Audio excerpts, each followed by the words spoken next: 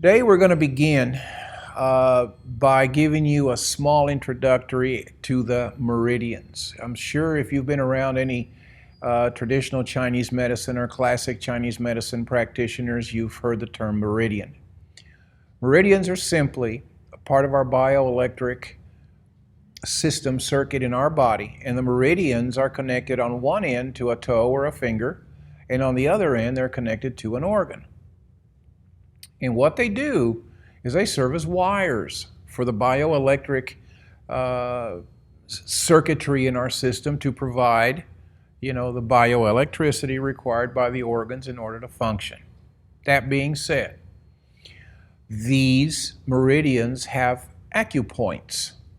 These Accu Points are the ones that are used by acupressure practitioners and also acupuncturists.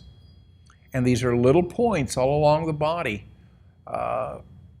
that gives the practitioner access to those meridians. And what we're going to do today is discuss the ones that are located in the arms.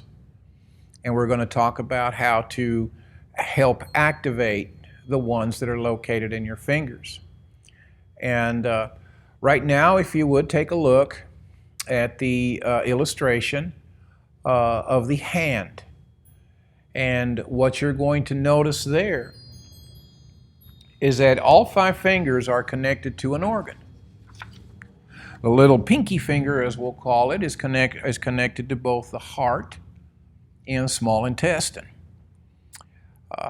You have the triple burner, which is a term used in traditional Chinese medicine and classic Chinese medicine that actually represents the 3 sections of your upper torso. And the pericardium, which is the sac, if you will, that engulfs the heart, is located in your middle finger. Your index finger is connected to the large intestine, and finally your thumb is connected to your lungs.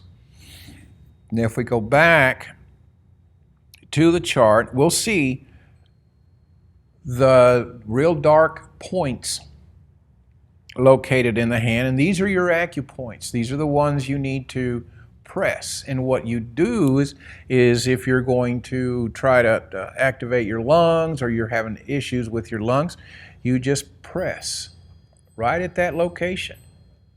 You press, you hold, you release,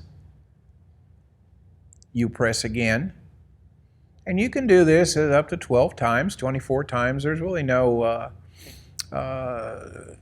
number of times that you need to do that. And work your way back to your index finger, your middle finger, and so forth and so on.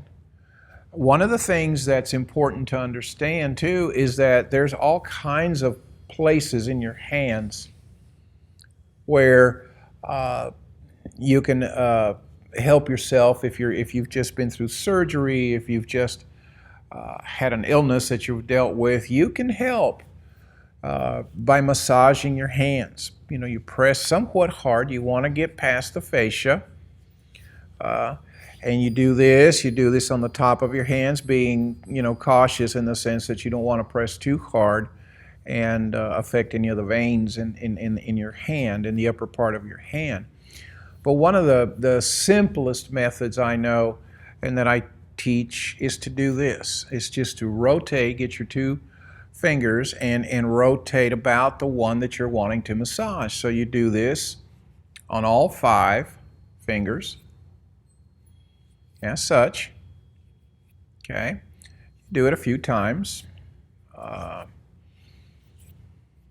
And then just switch and go to the other hand and do the same thing.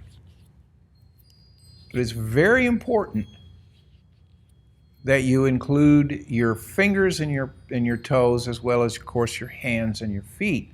Other things you can do if you've got arthritis, it's very important that you help your arthritic pain and all that by keeping your joints warm. And it'll cut down on the amount of pain. One of the issues that a lot of people don't do is try to keep the joints warm. So that'll help you. And if you're in treatment, for arthritis, that's okay. That shouldn't have any effect on the medical treatments that you're getting. But always move your fingers. Always reach out as if you were trying to elongate your fingers. Just pull out and you will start stretching the ligaments. And ligaments in your fingers and hands are very important to how you function, obviously, but the thing is, ligaments, when they get damaged, they don't respond very well to cold. They respond to heat. So always keep everything moving. And that's all, and of course that stands for all over your body. You know, if you're standing up, rotate your hips. Get your spine working. Same thing if you're standing up, you know, rotate your ankles, rotate your feet so that, you know, you move the joints in your body. Now, back to the meridians located in the arms. What we have is a situation in which we have 6 meridians, or 6 organs that are found to be located in the arms. We have the large intestine, we have the lungs, we have the pericardium, we have the heart, small intestine, and of course, as I mentioned before, the triple burner. And if you look at the chart, you'll see where they're located. And it's real simple to massage this. You know, you can do it in many ways. You can run your thumb initially down the path where that meridian is located and do so until you feel it warm. Until you don't rub it very hard. It's very gentle. You're talking about gentle. And you just want to warm that up. Another way of doing it is to just massage using your thumb in a circle manner and work your way down. That's another way of doing it. My simplest way to teach it is just to simply run your thumb down. And you can do it all over your arm. There's various ways too that you can do it. You can do this, and that will affect more than one organ. But if you need to be specific, because you say you may have had issues with a specific organ located in the arms, then the best thing for you to do is to, you know, really focus on the area of the arm that this meridian follows. And always go out to your fingers. You know, if you're working that, work your fingers, but always visualize that you are moving your energy out. And make sure you dispose of that energy, the bad energy that you're removing. And that's pretty much all when it comes to these very simple exercises you can do for your hands. And in closing, I just want to thank you for taking the time out to watch this. If you have any questions, please feel free to give us a call or send us an email. Thank you.